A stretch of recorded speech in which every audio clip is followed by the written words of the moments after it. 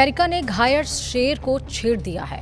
खाड़ी देशों के लिए अब कयामत का दिन है। कुवैत से लेकर बहरीन तक ईरान का खौफ साफ तौर पर नजर आने वाला है और इस बीच ईरान ने अमेरिका को अल्टीमेटम भी दे दिया है। कहा है, छेड़ोगे तो चुप नहीं बैठेंगे। नमस्कार, आप देख रहे हैं न्यूज़ 18। मैं हूं आपके साथ श्रुति श्रीवास्तव।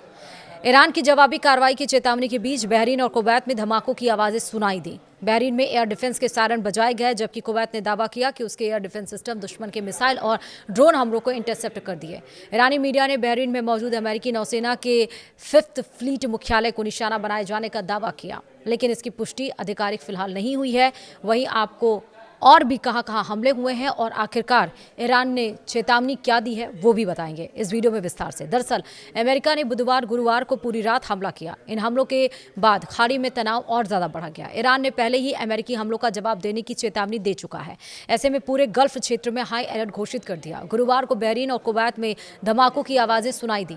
वहीं खाड़ी के देशों में जहां जहां भी अमेरिका के सैन्य ठिकाने हैं, उनके लिए गुरुवार का दिन एक बार फिर से किसी बुरे सपने से कम नहीं है, यानी आज 9 जुलाई का दिन। पश्चिम एशिया के देशों को डर है कि उनके ऊपर हमला हो सकता है। वहीं ईरान की सरकारी प्रेस टीवी के अनुसार चाबहार और कोनारक में भी 10 धमाकों की आवाजें सुनी गई हैं।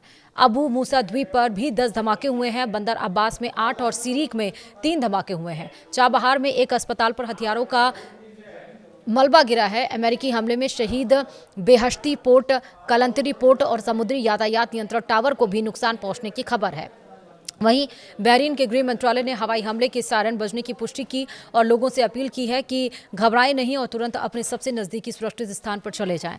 मंत्रालय ने सोशल मीडिया पर जारी संदेश में कहा कि सभी नागरिक और निवासी शांत रहें और सुरक्षा निर्देशों का पालन करें। उधर कुवैत की सेना ने कहा कि उसके एयर डिफेंस सिस्टम दुश्मन के मिसाइल और ड्रोन हमलों को इंटरसेप्ट कर रहे हैं। सेना के मुताबिक लोगों को जो धमाके की आवाजें सुनाई दी वे एयर डिफेंस सिस्टम की कार्रवाई की वजह से हैं।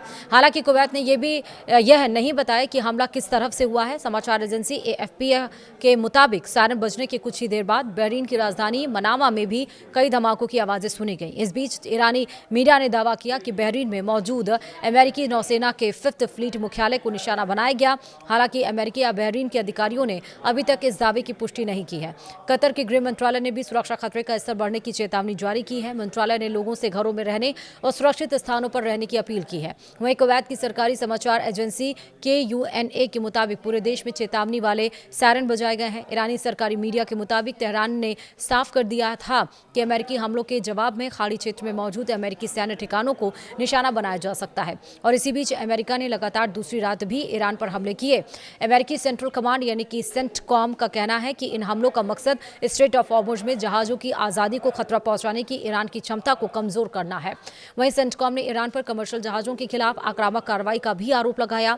इधर ईरान पर हमले के बाद अमेरिकी राष्ट्रपति डोनाल्ड ट्रंप की तरफ से अपने ट्रूथ सोशल पर ईरान में हमले के बाद उठती हुई आग की लपटों की तस्वीरें शेयर की गईं। उन्होंने ट्रूथ पर लिखा, ये कल ईरान की ओर से जहाजों पर किए गए हमले का जवाब है और ऐसी कार्रवाई दोबारा हुई तो जवाब इससे भी अधिक गंभीर होगा। हम ईरान के हर हमले का 20 गुना ज्यादा ताकत से जवाब देंगे। और वहीं ईरान की धमकियों के बीच खाड़ी क्षेत्र में अमेरिका के कई बड़े सैन्य ठिकाने मौजूद हैं।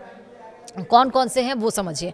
पहला तो है बहरीन, अमेरिकी नौसेना के 5th फ्लीट का ये मुख्यालय है। दूसरा है कुवैत, अली अल सलेम एयरबेस और अमेरिकी सेना के बड़े ठिकाने, यहाँ करीब 13,500 अमेरिकी सैनिक तैनात हैं। तीसरा है कतर, अल उदीद एयरबेस, पश्चिम एशिया में अमेरिका का सबसे बड़ा एयरबेस और कमांड सेंटर माना जाता है। चौथा UAE अल धफरा एयरबेस, जहाँ से एयर ऑपरेशन और खुफिया मिशन संचालित होते हैं। पांचवा है सऊदी अरब, जहाँ रक्षा सहयोग और तेल सुरक्षा से जुड़े अहम अमेरिकी हित है। वहीं है जॉर्डन, यानी कि रडार और मिसाइल डिफेंस से जुड़े सैन्य ठिकाने हैं। वहीं अमेरिका के हमलों और राष्ट्रपति डोनाल्ड ट्रंप की धमकियों पर ईरान का भी जवाब सामने आया है। ईरानी संसद के स्पीकर मोहम्मद बागर कालिबाफ ने कहा है कि अमेरिका ने अभी तक यह नहीं सीखा है कि दादागिरी करने वाले और वादे तोड़ने की कीमत चुकानी पड़ती है। मैं इसे साफ साफ कहता हूं, अगर आप हमला करेंगे तो आपको भी मार पड़ेगी। बेमतलब हाथ पैर ना मारें वरना आप और गहरे डूब जाएंगे। उन्होंने साफ तौर पर कहा कि हॉर्मुज स्ट्रेट सिर्फ इतनी इंतजामों से ही खुलेगा, अमेरिकी धमकियों से नहीं। मोहम्मद बाकर गालिबाफ ने इससे पहले एक और ट्वीट करते हुए अमेरिका पर MOU यानी कि समझौते के उल्लंघन का आरोप लगाया। उन्होंने अपने X अकाउंट पर लिखा था, अमेरिका ने हॉर्मुज स्ट्रेट में ईरानी व्यवस्थाओं का उल्लंघन किया। हमले करने की लगातार लगातार धमकियां दी, तेल पर प्रतिबंध फिर से लागू किया, दक्षिणी ईरान पर हमले किए, दादागिरी और जबरदस्ती वसूली का दौर खत्म हो चुका है। इससे कुछ हासिल नहीं होता, हम झुकते नहीं हैं। ईरान के विदेश मंत्रालय के प्रवक्ता इस्लाम वाकाई ने भी अमेरिका पर समझौते की शर्तों को नहीं मानने का आरोप लगाया। उन्होंने राष्ट्रपति डोनाल्ड ट्रंप को अपराधी और हत्यारा बताते हुए कहा कि ईरान अपने राष्ट्रीय हितों और संप्रभुता की रक्षा के लिए मजबूती से खड़ा रहेगा। वहीं IRGC ने अमेरिका को चेतावनी देते हुए कहा कि हमले का करारा जवाब दिया जाएगा। और इधर अमेरिका की तरफ से ईरान पर हमलों के बाद एक बार फिर से खाड़ी देशों में अलर्ट जारी कर दिया गया है। ईरान के संभावित हमले को देखते हुए लोगों को सतर्कता बरतने के निर्देश दिए गए हैं। कतर में लोगों को घरों में रहने, अगली जानकारी तक बाहर नहीं निकलने की अपील की गई है। वहीं कुवैत में लगातार हमले के सायरन बज रहे हैं। कुवैती एयर डिफेंस का कहना है कि सेना ने कई ड्रोन और मिसाइल हमले नाकाम किए हैं। तो यानी कि एक तरफ से शुरू है तो दूसरी तरफ से भी शुरू है। ऐसा नहीं है कि दोनों देश एक अगर हमला कर रहा है तो दूसरा शांत है, दूसरा इसको पीस डील में ले जाने की कोशिश कर रहा है। ऐसा बिल्कुल भी नहीं है। फिलहाल वीडियो में इतना ही।